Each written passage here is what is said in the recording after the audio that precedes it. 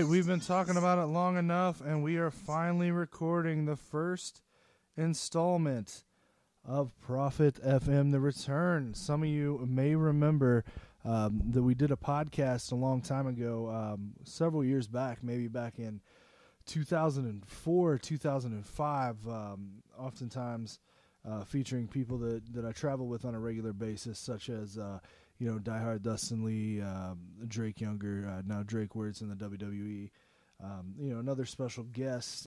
And today I am joined by super sexy Keith Preston. How you doing over there, man? I'm doing all right, man. That was a long time ago, but I appreciate still being super sexy. Well, hey, man, the credit is all yours, right? It's obviously due to your rigorous ab workout. Indeed. Yes. My rigorous ab workout that hasn't happened in about 15 years or so. But yeah. I shoved my ab full of chicken sandwiches and I wouldn't have it any other way. That's pretty much my life is cooking ice barbecue. Cream. Yeah. I noticed. So yeah, well, I guess we should start off, as you heard, we started off the show with a little balls. Wow. Yeah. Did you hear that noise? Yeah, that was a big pong. Yeah, that was. That's what happens when you punch your microphone, apparently. But yeah, don't punch microphones, kids. Yes, but that's a little tribute to Balls Mahoney, who. Oh crap!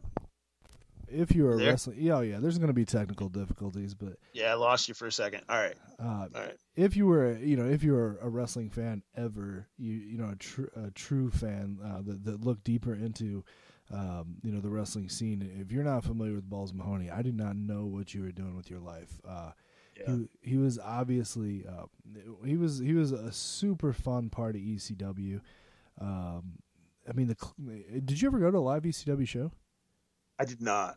I never went to a live ECW show. When I was in college, there was a road trip and a bunch of people went to one, but I was broke, so I did not go. But we all gathered around the TV and watched it every time it came on MSG.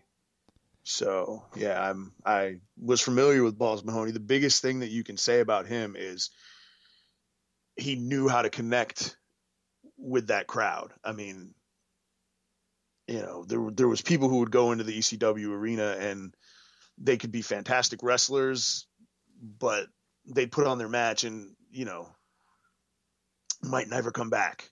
Balls Mahoney was coming back because he got those chants. He got, the people behind him every single time he went out there. And that's, to me, there's nothing like freaking a packed arena chanting balls, you know what I mean? And it doesn't happen for everybody. So. Oh, absolutely.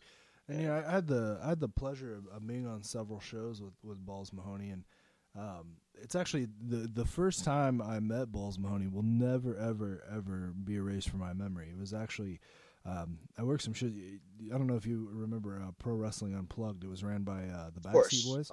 Yeah. Cashmere and the other guy. The late great Trent Acid. Thank you. I'm sorry. Yeah. Yeah. He who is stellar in his own right, but absolutely, yeah. I saw him right before he passed away. Actually, wrestled Johnny Heartbreaker, Romeo Roselli. So that was sure. Yeah, he was match. It was excellent. Yeah, but go ahead. Yeah. Well, the first PWU. the first time I had the pleasure of meeting Balls Mahoney, I was actually it was a show in the ECW arena for PWU. I was supposed to wrestle Necro Butcher. And I guess CZW pulled him at the time, and incidentally, I guess working that show cost me some CZW bookings as well. But Necro Butcher was supposed to work that show, and it was supposed to be me versus Necro. And Necro was somebody I was super comfortable with. I'd worked with him a million times, and sure. I was real confident that match was going to be great, and so I show up to the building having no clue who I'm going to work with, because as we're getting close to the building, Cashmere calls me and he says, "Hey, we don't know, Necro's not going to make it. We'll have to figure something out for you. Apparently, he's going to send somebody in his stead to try and make it right." So I'm like, "Crap, man, I don't know what's going on here," but right. I show up to the building and I find out that the guy I'm working with is Hellaware Assassin. Okay, I And remember him. yeah, I don't know He if was part of Quackenbush's crew, right, or no? no, he was a part of no professional wrestler crew because he was Okay, right on. he was terrible. He is a nice guy. Okay, He was very personable. I think he owned right. a deli or a sub shop or something. Excellent. Him and his brother maybe, but he was friggin' terrible. I'm looking him up right now, man. Yeah, don't bother, man. So, uh, which there's funny stories about him. I could go on forever, but 6'1", 220 pounds, who's huge. no, he was smaller than me. Yeah, no, I'm being sarcastic. Oh, I was gonna say, yeah, 6'1", like 20 is his listed stats. I'm So saying he was like 5'9", 5'10", but right on. anyway, so I'm sitting back here and I am so nervous, man, because I'm like, God, this match is gonna be the shits. Like, I waited my whole life to get to the ECW arena. Like, I just wanted this one night to be awesome. You know what I mean? And so I Balls Mahoney bursts in the locker room wearing this long black trench coat, carrying his luggage with like two of the most ratty looking girls I've ever seen in my life, but they look like they were ready to party. And Yeah. he runs around the locker room as fast as possible, and he's going, guys, hello, I can't shake your hands, I got to shit. And That's that was my first meeting with Balls Mahoney, and from there on out, that kind of set the precedence for Balls Mahoney in my experiences with him. right on. And apparently that wasn't the only time you worked with a Hellaware Assassin. No, and both times were terrible. Yeah? The IWA match with Hellaware Assassin, Danny Havoc. Yeah, that was. I mean, Yeah. that was easier because it was mosely me and Danny Havoc, and we were both hungry. Sure. But I actually had a fractured neck in that match. So, Yeah. I think that me and Danny Havoc at that point in time could have had a much better match. Sure. Dude, it's amazing what you can find just by typing in Hellaware Assassin on the internet. Oh yeah. But yeah, Hellaware Assassin is ridiculous. But before we get off topic, though, I just definitely Absolutely. wanted to offer my condolences for what they're worth. To his family, who I'm sure won't even hear it. But I got nothing but love for Balls Mahoney, who is just a super cool guy, to me at least. I don't have a bad word to say about him, and you know me, I'm not really shy or bashful with opinions. Right. So, Sure. And we also had another loss in Christian Abel here recently. Yeah. And I don't know. I know you remember, but back in 2007-ish, I want to say, I was putting together my first wrestling show. I promote shows from time to time when I can get up the money and I think there's some interest or whatever. And I was looking at guys in the Midwest because I was going to be running the show in Indiana, and I came across this guy on the internet, some YouTube matches, and he just looked like a big monster. I was like, so I called up Q, Apollo Star, and I was like, hey man, do you know who this Christian Abel guy is? He looks like a beast. Thinking maybe I might want to bring him in, and he was like, I'm not sure who that is, blah blah blah. And then I found the Abel and Ames tag team, and I was like, dude, you've been on some shows with this guy. He tag teams with some guy named Ames, and he was like, oh, Christian Abel. He was like, yeah, he's not really big, he's pretty short. And I was like, but I mean, he's huge. And I was like, he looked bigger, first of all, in the way that he wrestled, and second of all, just his build. But I guess he was only like 5'9". But yeah, I watched him progress for a while with the Abels and Ames tag team, and then Josh Raymond, and who used to be Josh Abercrombie, and then being the House of Truth and Ring of Honor. I mean, the guy had all the potential in the world. I hadn't heard much from him in recent years, but I guess he was still wrestling because Gage Davis, Sage Phillips, just said that he had shared a locker room with him 2 weeks ago.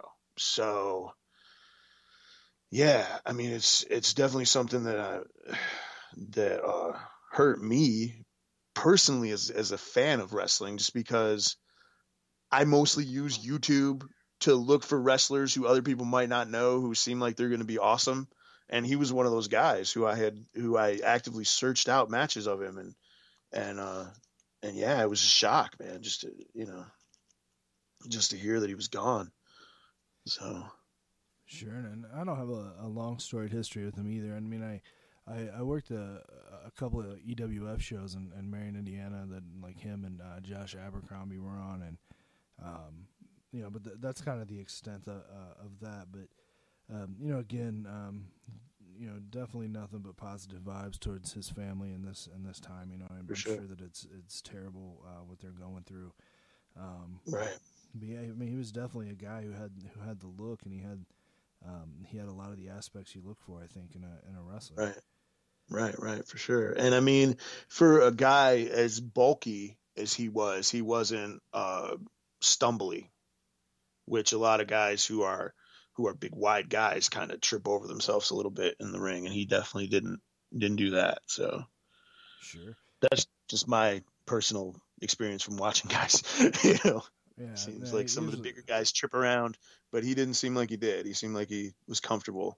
So, well, it seems like guys for the most part are either when they have that kind of bulk, they're either really awesome or really terrible. Like you get a guy like Apollo Crews, like that guy is stacked to the gills, and I mean, God, he moved, like his movement, everything's just so smooth. I knew like the first time I met him, like, and I saw him work, like I had no doubt that guy was going to be a star, and I think the sky is really the limit for him. Right. He's just so good, Because you know what I was just thinking about, talking about big guys and whatnot. I remembered something from back when I had first started looking at Christian Abel's matches and whatnot. You were talking about doing something with Jason Bane, which obviously nothing ever happened because you didn't even, get back in. But and I either said to you or said to Q that you should have Christian Abel wrestle Jason Bane because they're both big bulls. But I didn't know that Christian Abel was so short, so it wasn't. I think that's actually how I found out his height. I found out that he was a lot shorter than Jason Bane. Jason Bane was another guy, dude. If he had left Ohio, he could have been somebody for sure. Not that he's not somebody, but he could have been. Well, he's I mean, that guy. I wanted to. He probably doesn't even remember me, but I wanted to book him on a show in Indianapolis, and as you know, like in Indianapolis, like in this area, I've always had kind of, which is weird because it's where the worst work that I've ever had has been, and for some reason I have like I had at one point in time at least I had like an aura here, you know what I mean? Yeah, for sure. And that's when I was gonna run regular shows. What I wanted to do was kind of. I wanted to build up this monster versus monster thing, and then I would get put Jason Bane over, and then just let him run roughshod. But yeah, he was one of those guys, like, because you don't see a whole lot of independent wrestlers that at least not 10 or 15 years ago you didn't really see a whole lot of independent wrestlers who really had that hit look about them. Like you could picture them being like bruising monsters, you know what I mean? Yeah, for sure, man. And I'm not saying they're not sprinkled in there, but right. No, I agree. Yeah, there was a whole lot of smaller, flippy guys and athletic guys, which is awesome. Like, I mean, I love wrestling. Like, I love spot wrestling, but I find I'm not as much of a fan of that, but that's cool. I find as the older that I get, the more kind of like old school my mentality gets with stuff. Yeah, me too. Yeah, but something else I wanted to mention.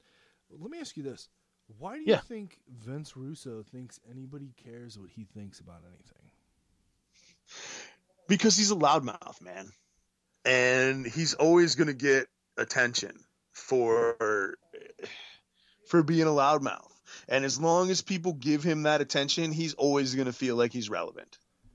I want to get Vince Russo and that's just on one of these, because I would like to ask him, like what did you really do Like Right. you had the Right. idea of having a 70-something-year-old woman give birth to a hand. Like that's Yeah. your Right. claim to Exactly. fame. That's yeah.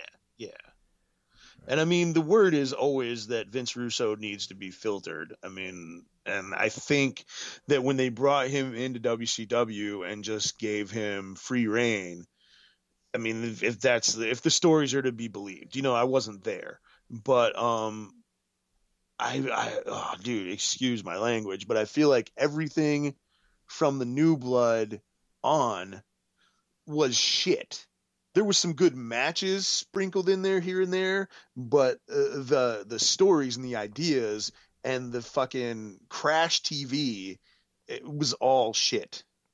I just, Well, I think what a lot of people, you know, I think what Vince Russo tried to do too, and what a lot of people try to do, is they try to do like hot shot booking. yeah, sure, And yeah, really the only person to ever get hot shot booking right, at least on a larger scale, was Paul Heyman, and it's a gift. Like you can't just I mean, you could most. say that. I'm sorry. You could say that Eric Bischoff did too in the very beginning of the NWO. Well, I mean, maybe to some degree, but I Yeah, think that I don't really consider the NWO hot shot booking because he didn't. What I mean by hot shot booking is if yeah, you ever notice like the way that the ECW show happened a lot, like it would have some matches sometimes announced. A lot of times they wouldn't even announce matches at all, sure. and you would just like you would go out there and then it would just there would be this progression that like it just you didn't even realize that you're at point A until you're at point B. You know what I'm saying? Right. Yeah, And yeah, then yeah. once you were there, like there was just so much happening nonstop, like so much stimulation Right. that you didn't even realize what he was doing. But I mean, you'd start off with Spike Dudley versus Big Dick Dudley or something, and then you'd end Right. up in Sure. like a 6-man tag with the Dudleys against New Jack Right. and Tommy Yeah. and Tommy Dreamer, and you weren't even sure how that happened. It just Yeah. happened, and it was awesome, like because it was just this continuous like slide. You were on the slide, Yeah. Yeah. and by the time you got to the bottom of the slide, like you didn't even realize how you got from the top to the Yeah. bottom. You just knew that it was Right. awesome. You know what I mean? Right. Yeah, for sure, man. Yeah. ECW was definitely very like MTV Beastie Boys videos, it was action, action, action everywhere. Just holy crap. Interviews cut with a match that led into another match, cut with the match that led into everyone in the locker room coming in and hitting a big move on one stupid guy. I mean, it was just insane. I remember there was, I used to have like an old ECW VHS tape, and it ended with like everyone in the locker room coming out and hitting their finish on somebody. And I'm just watching this like, what is going on? Sure. Um, yeah, it's just yeah, that's an interesting way to build stuff up, but it was exciting, man. My brother, when we first came across CCW, I think I was 19, 20, so that would have made him like 17, 18, and he was like, ECW is real fighting. Like he was convinced because it was so chaotic that there was no way anybody planned it. Like people were just out there just killing each other. That was. Well, and that was the cool thing. That a lot of people, I noticed that when people talk about ECW, they talk about hardcore and hard hitting and this and that Right. and that. But what they forget is that ECW is exciting. Like Yeah. Yeah. when you watch like.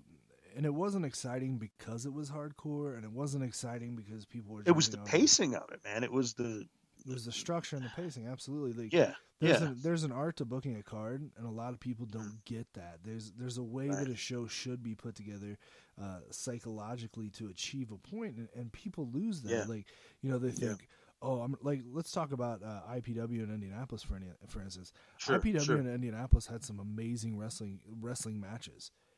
Yeah. And Absolutely, dude. they utilize guys that weren't necessarily known at the time. I mean, like Right. for instance, they use the Chris, they use Ricochet. yeah, and the Chris are one of the most underrated teams of all time. I think I agree. Yeah. those guys are so good, and I don't understand. I mean, I Dude. know they're smaller, but I don't understand Right. why they weren't, Ring of Honor tag champions, why they weren't Sure. TNA tag champions. Yeah. I don't understand that. But, I mean, IPW was very good at booking wrestling matches, but they were not Not good at booking shows. exactly. And an IPW Yeah, no, show I agree. was I mean, I edited a ton of those things, and again, at some point it just became over and over and over, like you just it was kind of monotonous, just the Right. and I hate to say that because I know that people are going to hear this and they're going to take this the wrong way. Like that's not at all what I mean, because the matches were stellar, but the show, the storylines were very weak. Yeah. The way the show was booked was weak. Right. They didn't book the show to complement the wrestlers. You see what I'm saying? Like Yeah. they booked matches that they wanted to see, but they didn't book good wrestling shows. Right. That's exactly. They book good wrestling matches, but not good wrestling shows. Right. And that's you see that a lot on the independents. When there's just there's just not a good flow. I mean, really, you see that in wrestling in general now. Like, I mean, watch a good Crockett, a good Crockett show from like the '80s. Sure.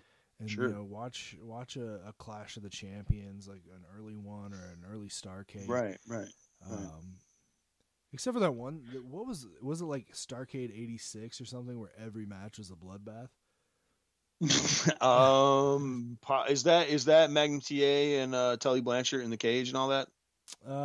I think so. I just remember. I think that was a bash, but no, there was a Starrcade that was just literally every match. I think it was the second one, and every match was just blood, which is cool. I guess. '86 was Skywalker's. What other matches were on it? Was Abdullah the Butcher on it? I don't know why I asked, because I can't remember. Hector Guerrero and Baron von Raschke wrestled Shaska Whatley and the Barbarian. That must have been a barn burner. I'd have to go back and watch it, and I just would like to play with it. The Rock and Roll Express and the Andersons wrestled in a steel cage. I'll bet there was all kinds of blood. And Tully and Dusty had a first blood match. Big Bubba and Ronnie Garvin had a street fight. So there probably was quite a bit of blood. Wahoo and Rick Rude in an Indian strap match. And I'm just going to throw this out here, and this is going to give me all kinds of hatred, especially from people in Indianapolis, but Baron von Raschke was not good. I'm just going to say that. Like, so he's Baron von Raschke did the stuff that he needed to do. Yeah, I wish he would have just done it in his living room.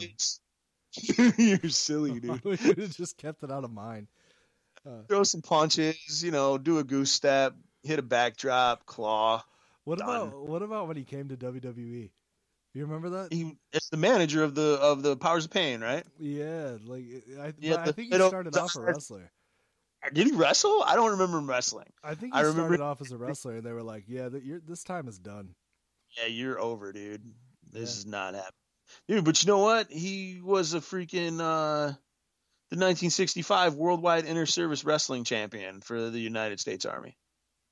So. Oh, great! So they put a German Nazi. They made him the Inter-Service Champion.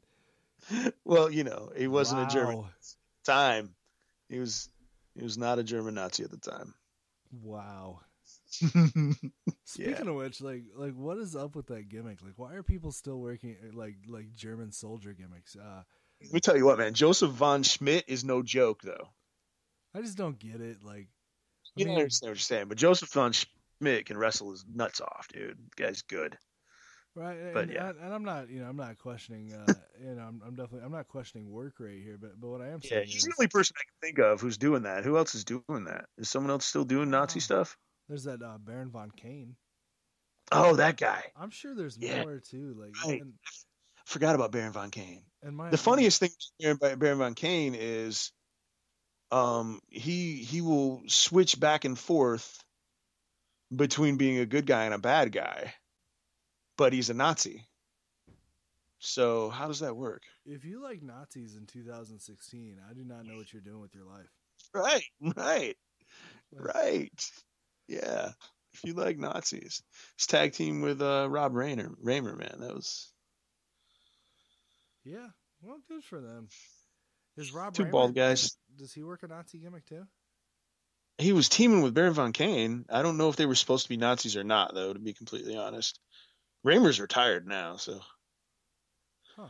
I saw him wrestle Dash in one of the Van Zants. Let me ask you this question. You No, mentioned it was the Van Zants and Dash and Raymer is who it was. Von Kane wasn't there, but yeah, it was a substitution. All right, but go ahead. Yeah, what's the question? well, let me ask you this question. Yeah. I heard you use the word retire. Can you Yeah. retire from wrestling if you never made any money wrestling? Like, if it was not your full-time job, can you really retire, or do you just quit? That's a tough question, man, because people use the word retire. If a guy's been wrestling for 2 weeks, he's like, I retired. And I know a lot of people crap on that. Personally, I had one wrestling match and then decided I didn't want to do it. I have never used the word retire when I talk about my one wrestling match. It's not even a career. You know what I mean? It's one match. But then there are other guys who, you know, were retired from backyard wrestling. Who knows, man? Potato. I don't want to. I'm not the guy who. I don't know. Rob Raymer wrestled around here forever, man. I feel like if you put in 15 years or whatever, even if you put in 15 years just working for one promotion that your mom funded, you can kind of say you're retired. I don't know. You probably have a completely different take on it, but I feel like you can't you can't retire from something that you didn't have some level of success at. Like if I worked at let's say if I worked at Speedway, the gas station, for like 3 weeks and I was like, screw this job, I retire. Like I didn't retire, I just quit. You know what I'm saying? right. I mean, Yeah. Probably even did retire from Speedway. right, even if I worked there for 2 or 3 years, like I mean, I still quit. You know what I'm saying? Yeah, I got you, man. That's just kind of. I just always thought that was silly. Like you can see the ego. Like, and let's be honest, man. Like I made a living being a wrestler. Like that was my full time job. Like for a set amount of time. Like I wrestled 3, 4, 5 times a week sometimes. Right. And that was all I did. I didn't have any other job. I paid all my own bills. Like I wasn't living in my mom's basement. I had like 4 roommates, but that's neither here nor there. I was on my own. I was doing my own thing. You know what I'm saying? Yeah, for sure, man. Yeah. But I still don't think that I retired. Like I quit. You know, like Hulk Hogan retires. Ric Flair retires. Like those guys retire. Like the rest of us just quit. Yeah. And did you know Cliff Compton retired? And someone said, you're not even 40. How can you retire? And I thought much, much later. You know, I didn't think it at the time.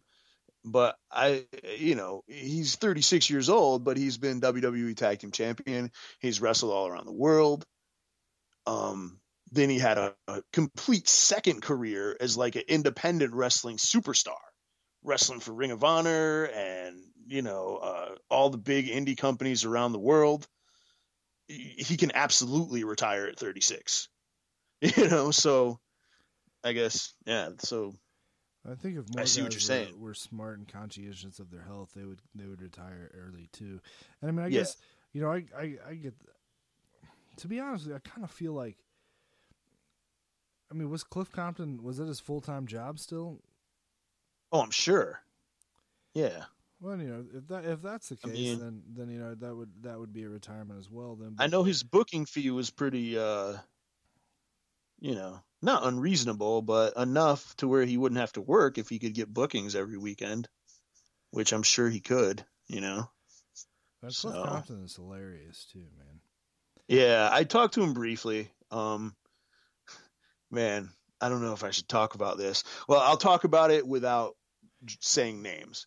Hold on. First and foremost, man, you can't do a podcast and not say dirt. Like, it's like the unwritten rule. You're like basically giving it all away here for free. You're not even making shoot money. It's just a free download on Vito Tomaselli's website. That's all that's going to be. Right on. Well, this is my this is it's a little bit of Cliff Compton stuff here.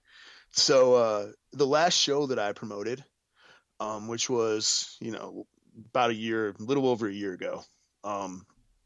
Cliff Compton was there, the main event against Anthony Dotelli, who is phenomenal. And there was a fight in the locker room over a young lady, and it was broken up by the Circle City Collabo, which I appreciate. And then, Hold on, you know, yeah, I need yeah. some names here. Dude, I can't. Was the lady, was she a worker on the show, or was she just working in the back? I mean, that'll give out too much information because there wasn't a lot of ladies on the show. So she was a worker? It's Come on, you got a dish, bro. Oh man, I can't, dude. It's people who I know, like on a personal level. Well, hold on. Are you insulting anybody in the story? Because I mean, I've seen two guys fought over her. It's sort of silly. You know what I mean? I've seen two guys. I've seen two guys fight over another guy in a locker room. So, I mean, yeah. I mean, it is what it is. But that's kind of what it comes down to. Like,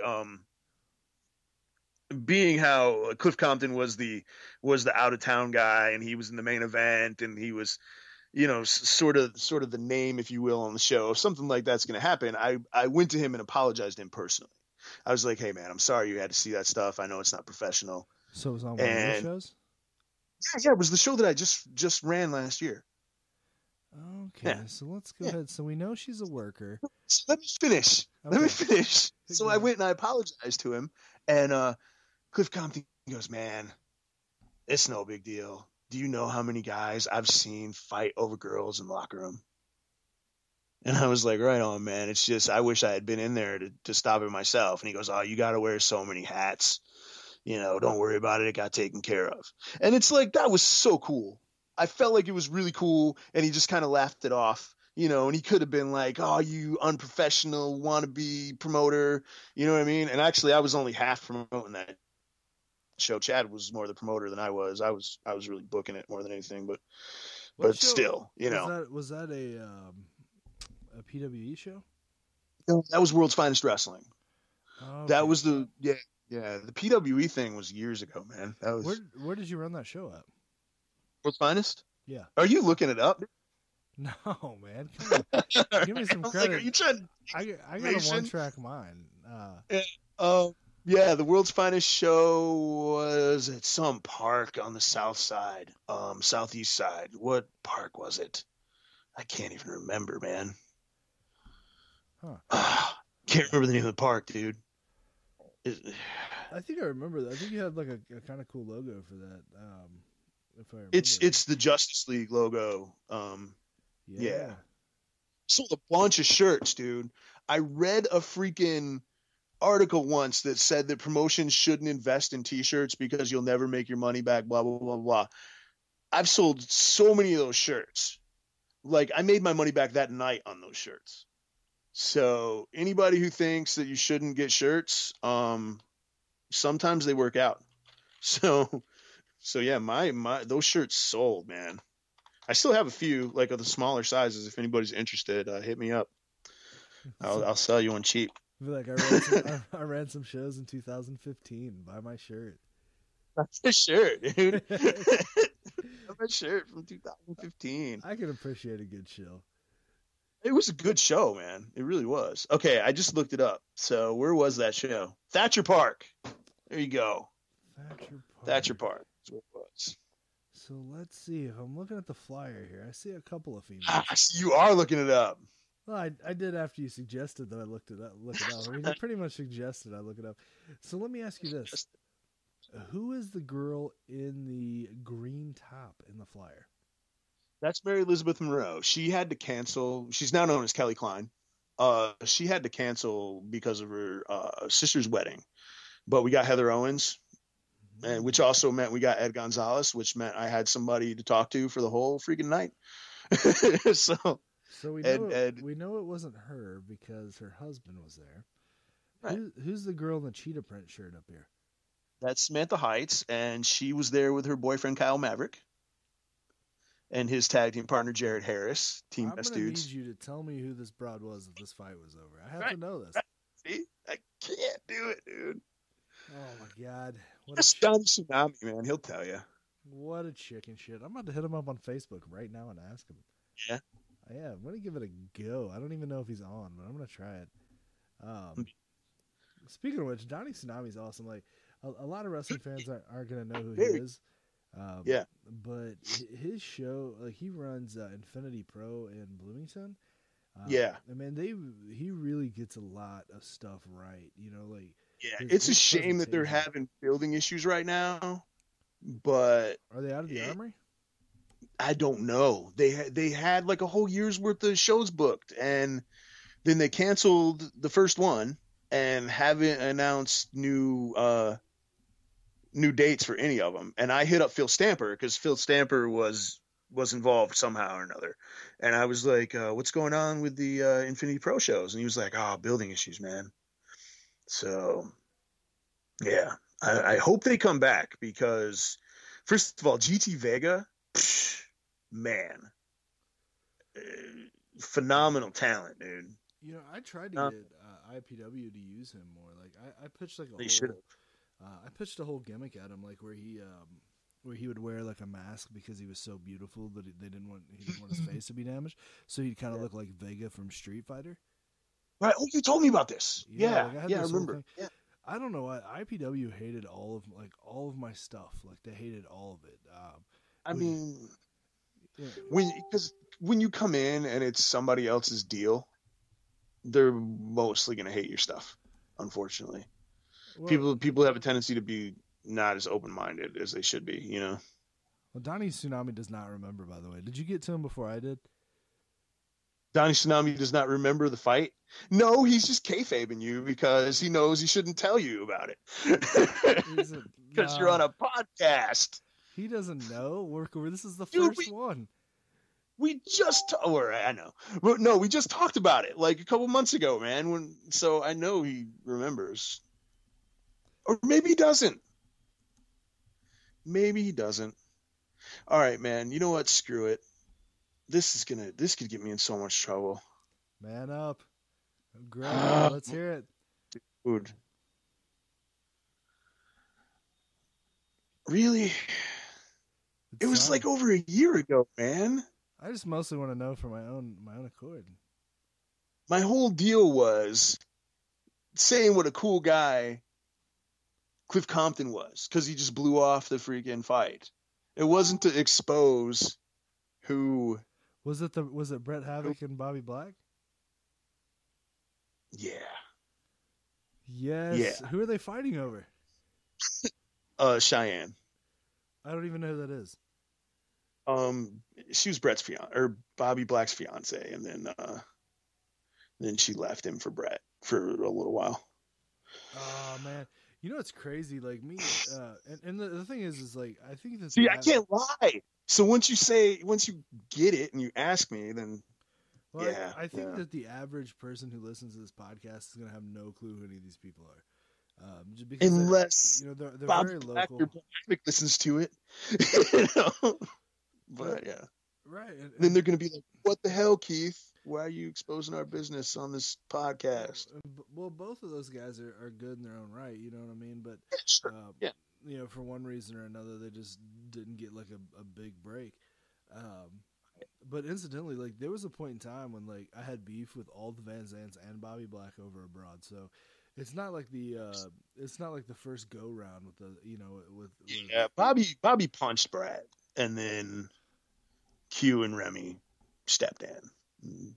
Yeah, it was going to punch everybody once at an IPW show in some random place. It was not good. It was not at the height of my mental wellness. You know what I'm saying? Yeah, I'm sure. I'm sure. But I apologize, Bret Havoc and Bobby Black, for this coming out. That was not the point of the story. Let me ask you a question. Does Wikipedia apologize for putting out facts? No, they do not. There you go. No, they do not. So, but no one's going to want to be in one of my. No one's going to want to be in one of my locker rooms because they're going to be like, "Oh, if I do something stupid, Keith's going to go on a podcast and tell people about it." That's a lie, man. That's a lie. If I pay him, you don't even have to pay him. Promise him ring time. There's enough guys out there. Ring time.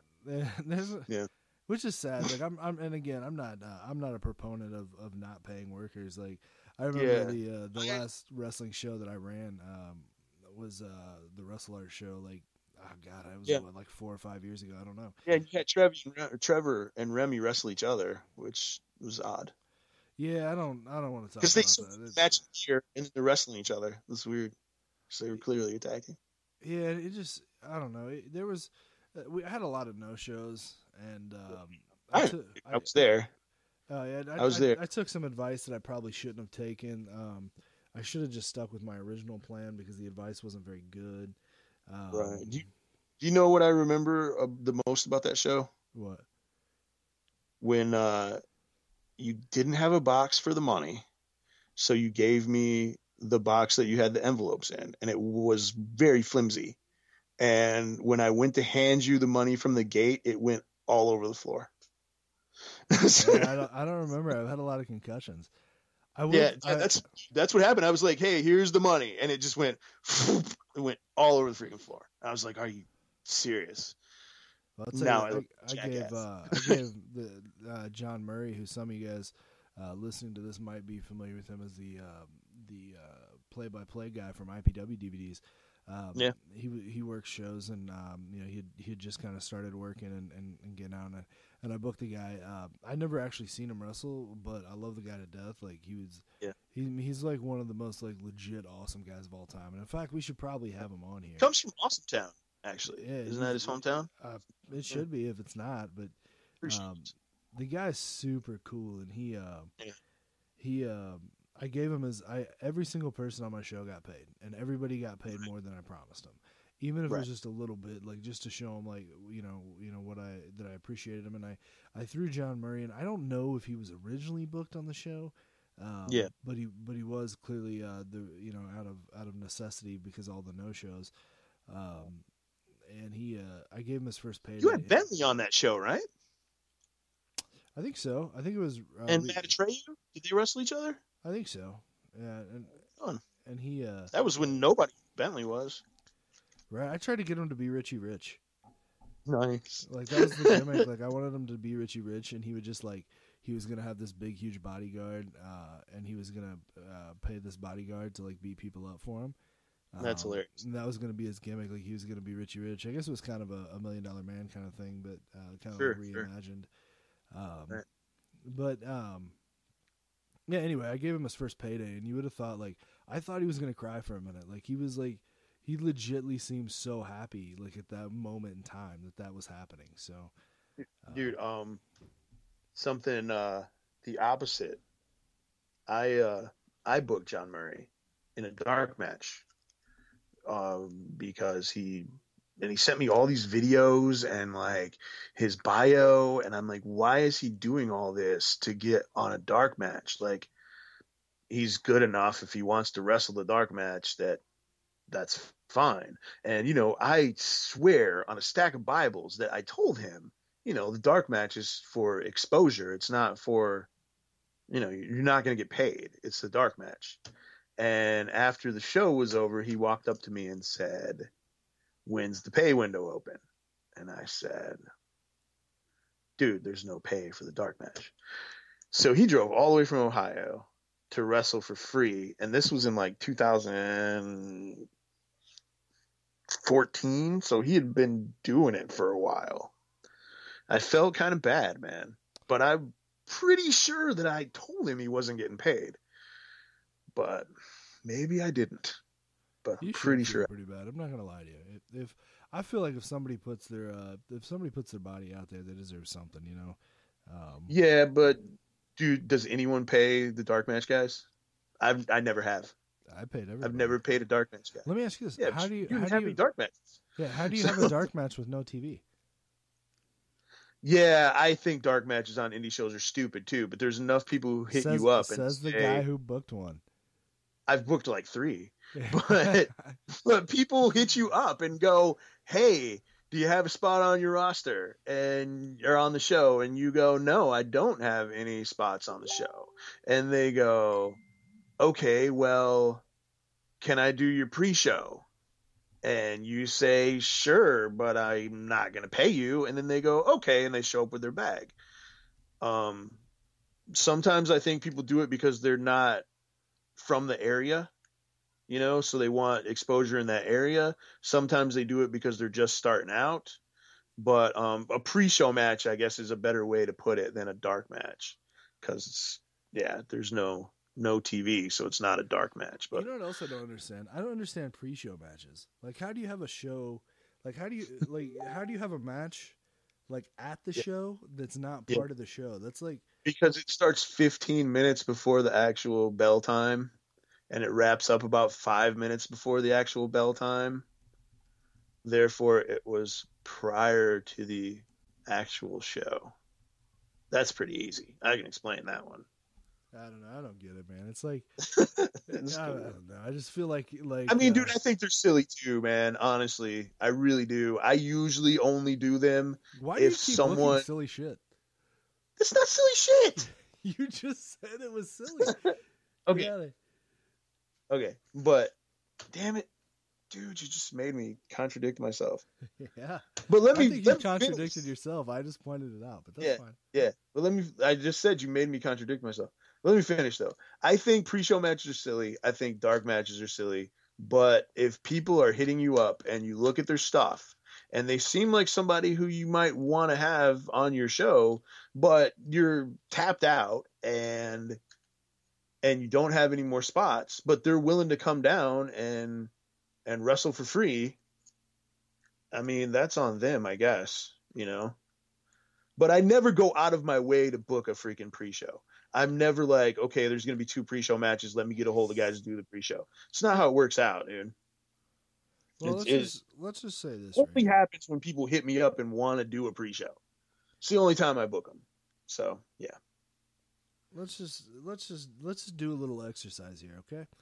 Okay. Right, hear me out, okay? I'm running a show, right? Yes, sir. And you're a worker. You want to be on my show, okay? Yep. So let's role play this, okay? You ready? Yeah. Okay, so you're hitting me up. I'm like, hey, what's up, John? Heard you running a show Saturday.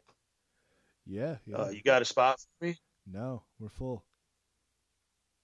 Dude, I could come in and just do the pre-show.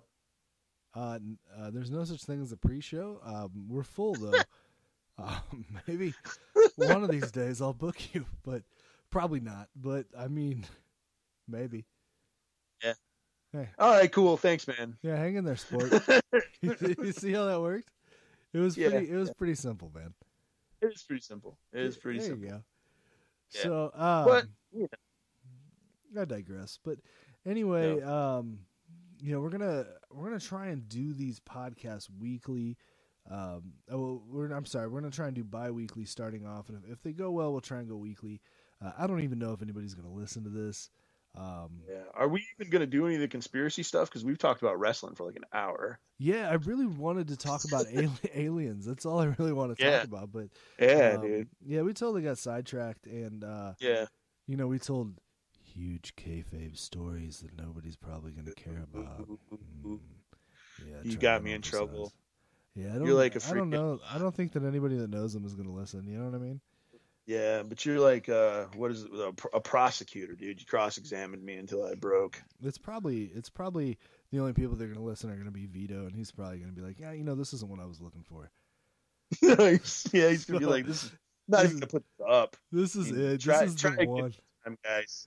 You guys dished on Bret Havoc and Bobby Black fighting over abroad, and you're done. You are done. You broke the golden rule.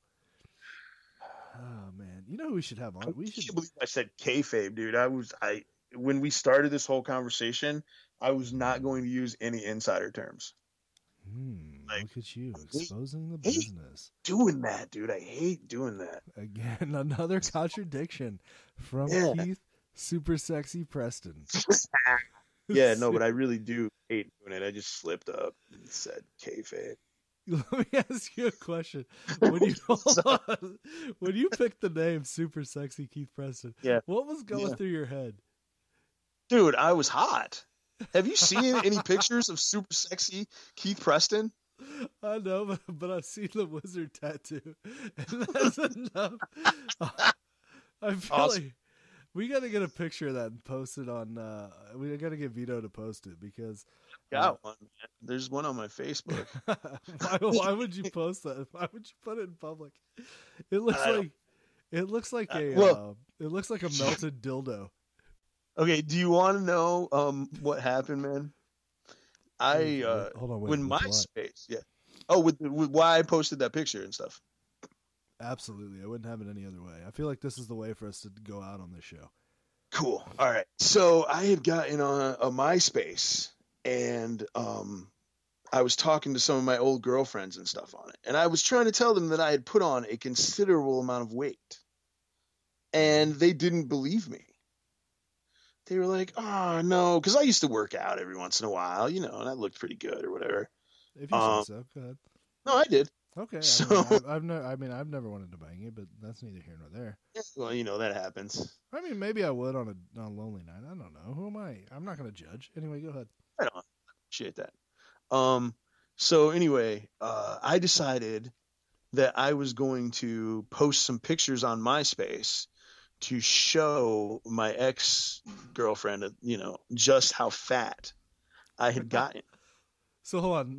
Let me see if I follow you correctly. So yeah, instead of putting up sexy pictures like most people do to try and be appealing to the opposite sex, you're trying to show your ex-girlfriend how fat you are. Right, because she wouldn't believe that I'd gotten fat, and I was irritated with it. Okay. All right, continue. Yeah. So yeah, I put up I went to Chad's house, actually, visited Chad, and took a bunch of pictures of myself being fat, and some of those pictures were of my back because, you know, I had a considerable amount of back fat. So yeah, so that's why there's pictures of the tattoo. Well, yeah. So and what were you trying to bring this girl back into the fold? Oh, not at all, dude. She's married or she was dating someone at the time, but she's married and happy and whatever. I've just never heard of somebody. Dude, I will go to great lengths to prove points, man. You know, and if my point is that I have gotten fat, then I'm gonna take some pictures and put them. Why is it on your Facebook now? Oh, because when I stopped using MySpace, I took all of my old MySpace pictures. So and you wanted to continue to show the worst tattoo ever. No, I just wanted your back was. Exactly. No, I just wanted to keep the history of what I had put on Facebook. Dude, I'm about to instant messenger you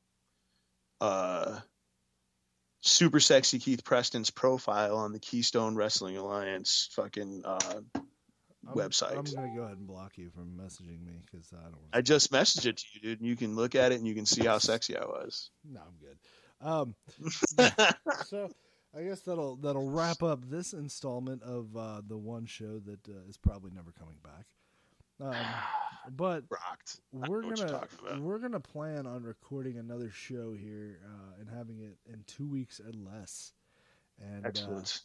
Should our good friend Vito Tomaselli choose to do that, then we'll be back on his network. So in the meantime, if you are checking us out, but you haven't checked out any of the other podcasts, make sure you check out We Got Heat in the rotation.